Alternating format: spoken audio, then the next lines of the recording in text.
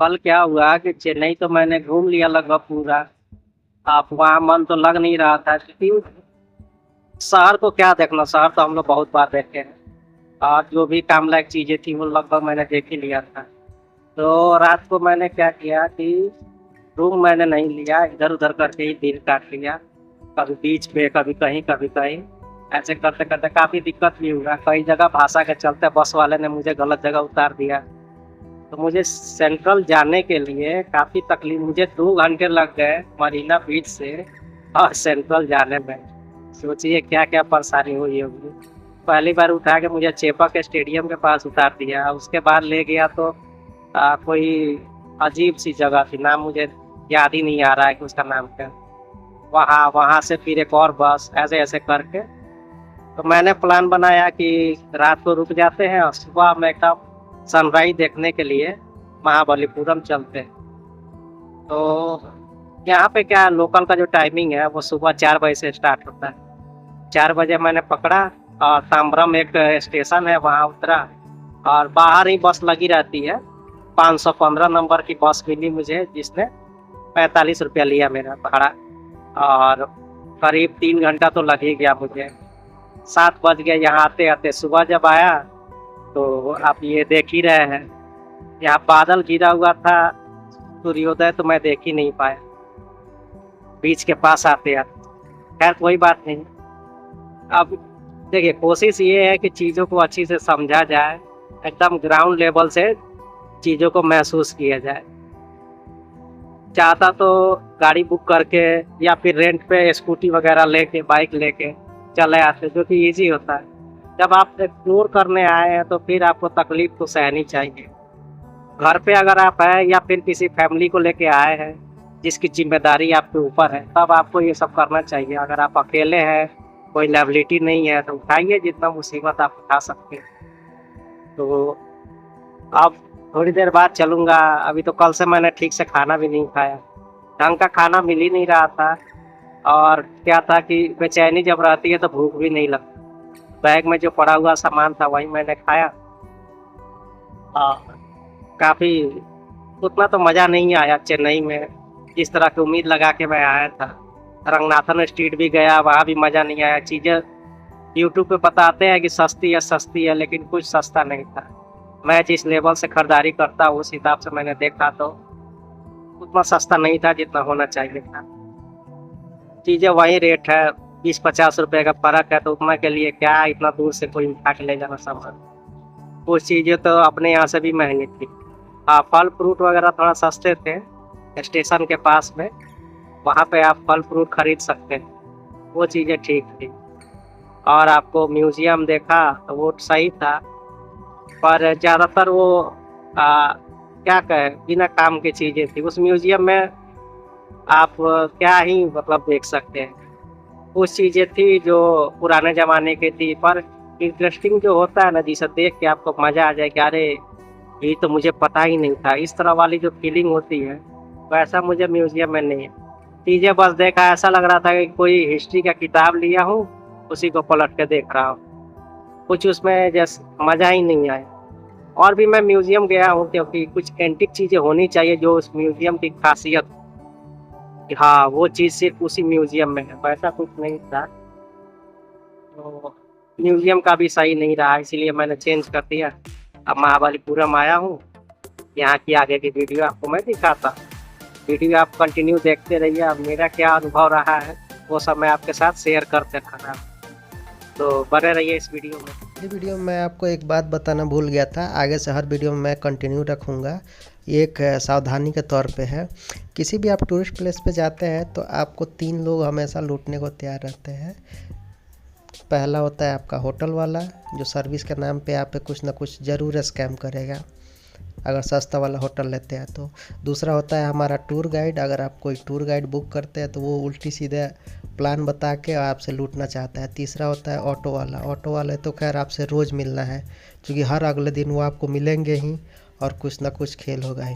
महाबलीपुरम जब आप आइएगा तो यहाँ भी आपके साथ वही होगा। ऑटो वाले अपना प्लान बेचने निकलते हैं, जैसे आप बस स्टैंड उतरेंगे वहीं से शुरू हो जाते हैं, पीछे पड़ जाते हैं। कोई दिखाएगा फ़ोटो 5-6 कि यहाँ यहाँ मैं आपको घुमा दूँगा, 2-3 घंटे का सफ़र है, आप थक जाइएगा, धूप बहुत है, ये वो, हम आइए 500 में घुमा देते हैं। कोई कहता है 400, कोई कहता है 300, मतलब 300 के नीचे तो कोई नहीं आएगा। आपको उसमें से अगर आपके साथ कोई बुज़ुर्ग व्यक्ति नहीं है जो चल नहीं सकता, तब तो आपको ऑटो लेना पड़ जाएगा। अगर चलने वाला व्यक्ति है, बच्चे भी हैं, तो उनको भी चलवाइए। ये एरिया मुश्किल से एक क्रिकेट का ग्राउंड मान लीजिए, उतना ही दूर तक है। ये शहर उतना ही बड़ा, छोटा सा तो शहर है। शहर इसलिए कह रहा हूँ क्योंकि वो राजा का एरिया था ना, इसीलिए। कुछ चीज़ें तो पानी में डूब गई है, तो घूमने वाली जो चीज़ें वो छोटी सी जगह पे है और आप पैदल ही सारा कुछ घूम सकते हैं। तो ऑटो लेने की कोई ज़रूरत नहीं है, पैदल ही घूमिए। मुश्किल से 2 घंटा काफ़ी है, 2 घंटे में आप सब कवर कर लेंगे। तो मैं तो कहूँगा आप पैदल घूमिए। और वीडियो में क्या क्या मैंने एक्सप्लोर किया, आगे भी मैं अपना अनुभव शेयर करता हूँ। शॉर्ट टेम्पल के बगल में ही ये बीच है, अच्छा खासा है, साफ़ सुथरा है। मेला जैसा माहौल शाम में लगता होगा, क्योंकि यहाँ रात भर जगा रहा ताकि सुबह यहाँ सनराइज देख सको। और जब यहाँ आया तो इतना बादल है, अब क्या बताऊँ। पर लोग बहुत टहल रहे थे। यहाँ घोड़ा भी एक दौड़ा रहा था, तो उस पर भी सवारी कर सकते हैं। वैसे था ये साफ़ सुथरा, मज़ा आ गया यहाँ पे। हवाएं भी अच्छी लग रही थी। और बगल में वो जो पहाड़ दिख रहा है, रॉक पत्थर वगैरह, वहीं पे है टेम्पल।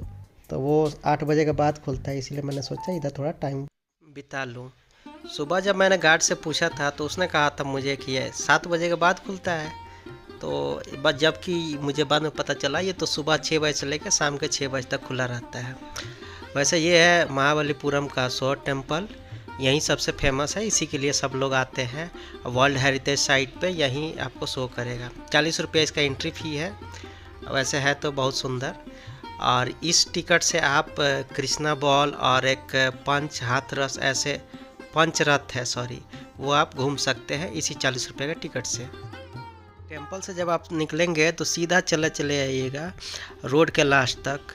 सड़क के एंडिंग से यहाँ आपको राइट टर्न लेना होगा। राइट टर्न से ही बैरियर लगा है, आप खुद ही समझ जाइएगा। और बाकी जो आपके टिकट में इंक्लूड है वो सब जगह आप घूम सकते हैं। ये कृष्ण मंडपम है, और ये सब जितनी भी इधर कलाकृतियाँ हैं वो सब 6वीं 7वीं शताब्दी की है, मतलब 600-700 ईसा के बाद की है। उस समय की कलाकृतियाँ आज भी धरोहर के रूप में है, ये अच्छी बात है। राजाओं के बाकी सारी चीज़ों के तो इन्होंने टाइमिंग लिखे हुए हैं, लेकिन ये कृष्ण, महाभारत, अर्जुन, ये सब का सिर्फ हर जगह कहानी लिखा है, कोई एक स्टैम्प डेट नहीं है। तो पता नहीं, आधी चीज़ें तो सही लगती है, आधी चीज़ें मुझे सही नहीं लगती है। जिस चीज़ का दिन तारीख ना हो कैसे कोई बता सकता है कि वो क्या है। खैर, जो भी उस समय की ये जो आर्टिस्ट जिन्होंने बनाया है उनको सैल्यूट है कि उनकी कलाकारी आज तक हम लोग देख रहे हैं। वो लोग तो पता नहीं आज कहाँ होंगे, लेकिन देखिए उनकी बनाई हुई चीज़ें आज भी सही है और अच्छी लगती है। उस समय की कलाकारी देखिए। ये सब द्रविड़ियन स्टाइल का, इधर जो कुछ भी है आपको वो शॉर्ट टेम्पल से लेके सारा कुछ, ये सब द्रविड़ियन स्टाइल है। तो इस चीज़ को आप इनके चित्रों के माध्यम से देख सकते हैं। आगे मैं आपको कृष्ण बॉल वगैरह भी दिखाता हूँ, तब तक म्यूजिक लगा देता हूँ। पूरा फुल इस वीडियो को एंजॉय कीजिए।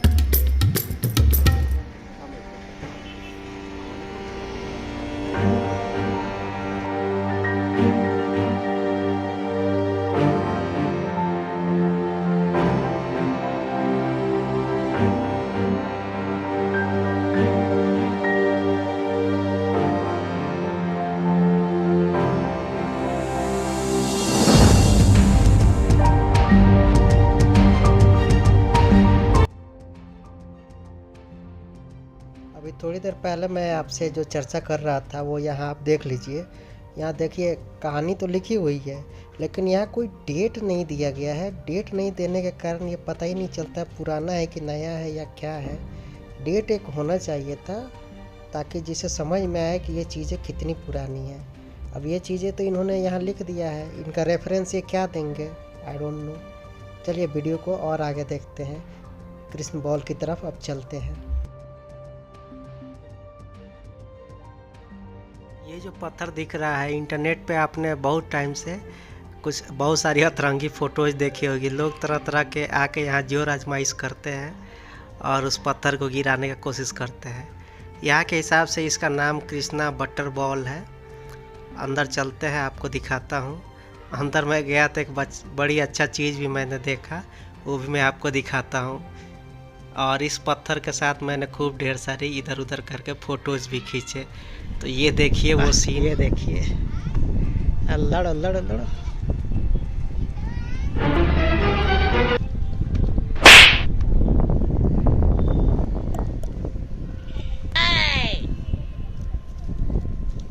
मार साले का खोपड़ी तोड़ साले का।